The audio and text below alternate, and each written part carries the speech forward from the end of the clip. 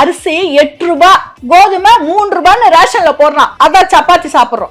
தக்காளி 8 ரூபாய், வெங்காயம் 15 ரூபாய். இப்படி காலேஜ்ல இருந்து கம்ப்ளைண்டா வந்ததா என்னத்தை திங்கிறது?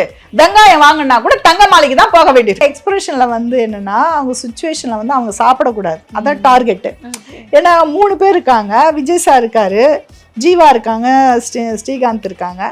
பட் என்னன்னா இவங்க ஜீவா சார் நல்லா ஓப்பனா நல்லா பேசுவாரு. விஜய் சார் பேச மாட்டாரு. ஹாய் பாய் அவ்வளவுதான். கொஞ்சம் தான் கொடுப்பாரு எனர்ஜியை. ரொம்பலாம் செலவு பண்ண மாட்டாரு எனர்ஜியை. அப்படி இருக்கும்போது நம்ம அங்க இதெல்லாம் பார்க்கவே கூடாது. விஜய் சார்லாம் நம்ம பார்க்க கூடாது.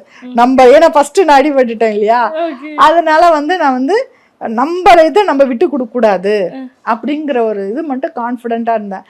அந்த ஆர்ட் டிபார்ட்மெண்ட் தான் எப்பவுமே சப்பாத்தி தரட்டி அப்படியே சும்மா நம்ம சோவா பண்ணா போதும். ஆனா அவங்க செட்டெல்லாம் மாத்தி அதெல்லாம் மாத்தி வைக்கிற வரைக்கும் நானே சப்பாத்தி பண்றேன்னு ஒவ்வொரு முறையும் அந்த சப்பாத்தி ஸ்பீடு பண்ணி நானே பேசிக்குவேன்.